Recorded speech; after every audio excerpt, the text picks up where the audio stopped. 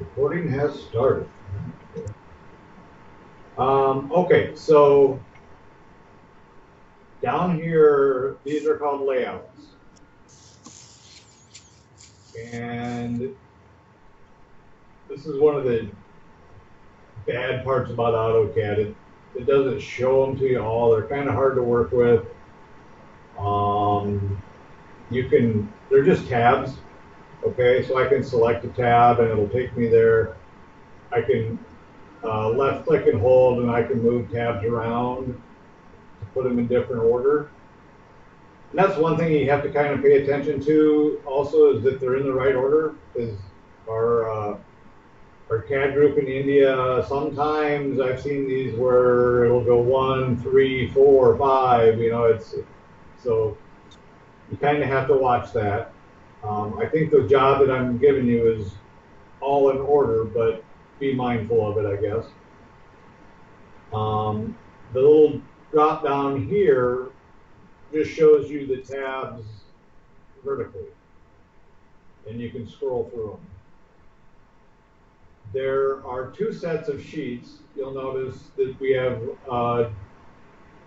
D1, 2, 3, 4, 5, and if you come down here, you've got the same ones, but they have a 2 in parentheses, denoting that it's the second sheet. Those second sheets are there because we have to provide a stick diagram. So you see this is sheet B4 that we're looking at right now. Yep. It's got a lot of information on it. But if I go to B4 2, it's a lot cleaner. So that's what we call the stick diagram. That's kind of a windscreen thing. We have to provide a stick diagram. So also on the edges of the sheets are the adjacent page tags. And these are, I don't know how much you've been brought up to speed on AutoCAD or not, but these are blocks. It's a block reference. I don't know if you know what that is yet or not, but you will someday. So Not yet. So it's just an object, an AutoCAD object. Blocks are pretty important in AutoCAD. So there's more than that, like this little bow tie looking thing here. If I can get into the viewport, select it. It's also a block reference. But like this is text. So there's different things in AutoCAD: polylines, text, mtext, blocks. I'm guessing these things are block references. So they're just, I don't know a better word other than block, like, kind of an icon. There's different things you can do with blocks. Anyway, so you'll learn more about blocks as you go. But, and by the way, this is the properties dialog. So almost everything in AutoCAD has properties. So up here it tells me what kind of object it is, and then so this is a menu that you'll use often in AutoCAD. So if somebody talks about the properties, that's what they're talking about. And there's different ways you can set your AutoCAD up to show you the properties. I have it disconnected so I can drag it and throw it on my other monitor, so it gives me more space in here. Anyway, not to go off on a tangent, but these little tags are blocks. I gotta get out of the viewport. That's another thing. You're going to be working in these sheets. So if I click inside here, now I'm inside what's called the viewport. I can move around and scroll, and you don't want to do much of that. So, and to get out of the viewport, you have to come over to the gray and double click. And now if I zoom out, the whole page zooms in. So you'll learn more about viewports later too. So one thing you should do when you go to a sheet, there's a little padlock down here. If you just click that, that'll lock the viewport. So now you're not in danger of accidentally sliding the viewport off center. So I'll show you real quick why that's important.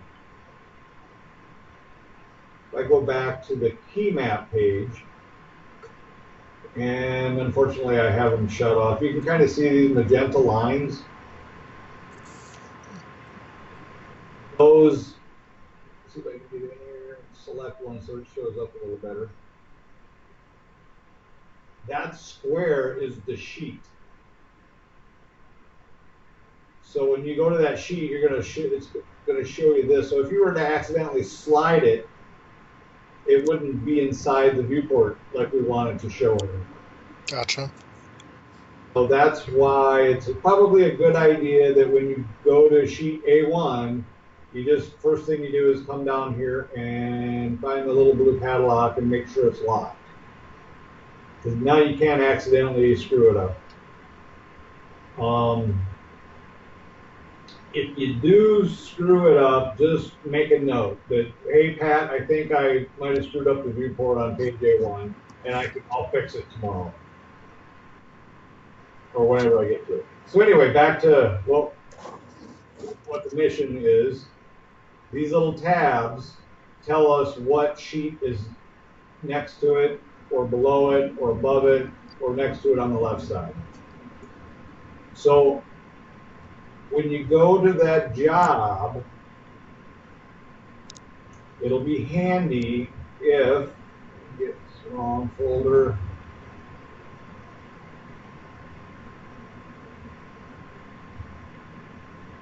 Do you remember the job number again?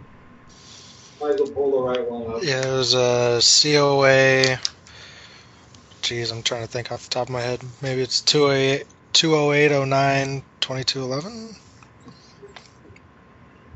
I finally came 708 09 2211. Did I tell you what? Is it Wyman or? No, it's Ashtabula. Yep. Ashtabula, Ohio for COA 1. And let me, we've got lots of COA, or not lots, but several. Let me just find the job where the email where John told me to have you do it.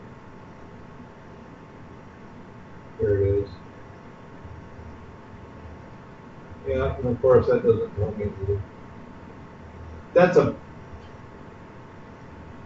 every job we work on has all kinds of different numbers to it. And along with what city it's in, and it's not always easy. So 2211. See, for instance, I have a COA1 here, but it's 2228. It happens to be in Woodland. We know we're not Woodland. Maybe it's. We're in Worth. Worth. Okay, that's it.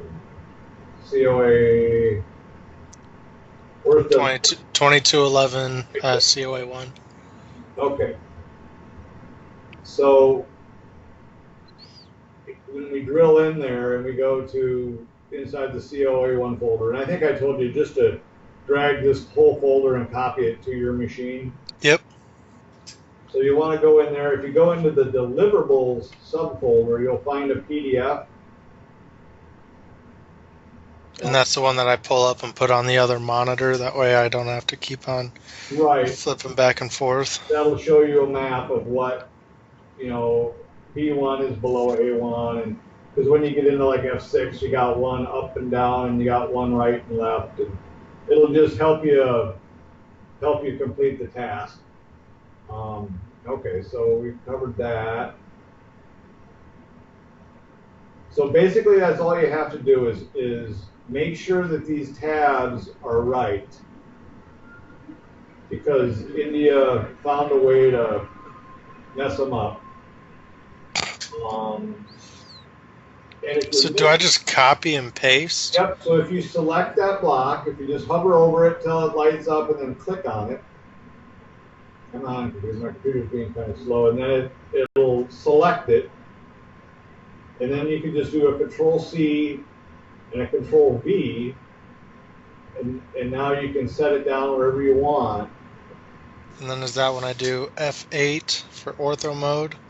Yep. And then right click, select, and rotate. Yep. So F8. So if I don't do F8, you can still rotate it, but it rotates, I can set it at any angle I want.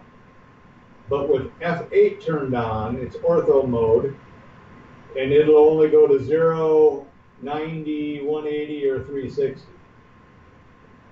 And we want it to be perfectly straight. So it makes the job easier.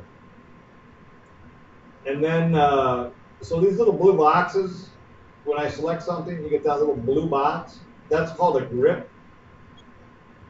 So when you put your mouse on that and click, now it'll hold on to it.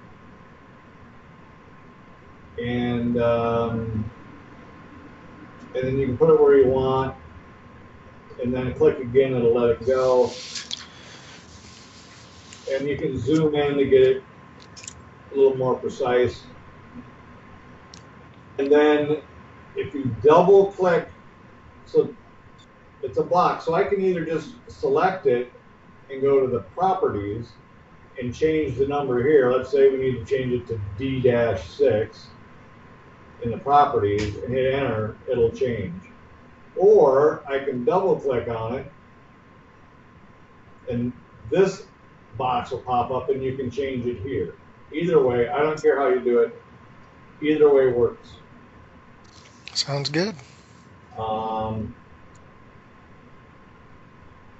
And the other thing is you want to stay away from this dash line. So that's why I say try to get it down to the bottom edge of the tag to the bottom edge of that line. That'll get you away. Because if you don't, when you look at the PDF, I'll show you what happens. Or I'll try it. Hopefully there's bad ones in here. See how that one got kind of clipped off? Yep. Yeah. So let's try to avoid that. Just by moving it a little more to the left, you can avoid that.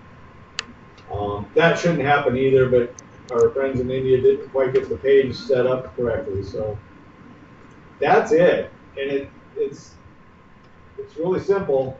But it's easy. It's tedious. There's a lot of them.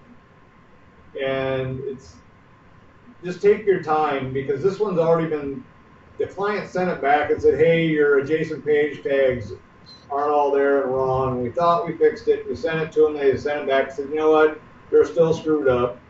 So this next time we send it to them, we want it to be absolutely perfect. Sounds good. So I better delete that one. So and kind of the best way to do the workflow is if you're going to do A1, get A1 fixed, and then immediately go to A1 2, which would be the stick map for it, and fix it. Matter of fact, if you put, let's say we were going to put a new tag on this one, I do the copy, I do the paste, I rotate it to put it in position, set it, I set the number, we'll just call this X1, and right away you can take that one that you just made, do a Control-C, and go, and this happened to be A1 too, so I'll go back to A1. I'll go to its twin, and I can do a Control-V, and I've got it right there. I can just set it down. Perfect. Yep. Better make sure I delete these so I don't accidentally get some goofy page tags on there.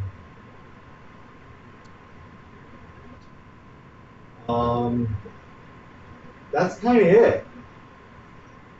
Sounds good. And when do these need to be done by? Well, as soon as possible. Sounds good. Yeah, if you can get it done, I don't know what your hours are, how late you work, or when you're in the morning, but if we had it by noon tomorrow, that'd probably be pretty good. All right, and then do I give it to you or John, or who do I give it to? Yeah, when you're done, so that's another thing. When we work in SharePoint, you're going to go in and get the job out of the design folder, right? Yep. So go, and you're going to download that whole folder to your computer. Yep. And then immediately the next step is to take this job and to drop it into the archive. Okay. So that when you're working on it, I'm not going to do it right now, but when you're working on it, there'll be nothing in here. That way nobody else can come in here. They'll see there's no design in here, and they'll know that somebody must be working on it. Okay. So then when you're done, take your AutoCAD file and put it back onto SharePoint. Call it, oops, I didn't want to open it. I was trying to rename it. Call it version 3. Okay. Keep out of there so it doesn't sit. And then when you get to that point, reach out to me and I'll show you how to publish it. Sounds good.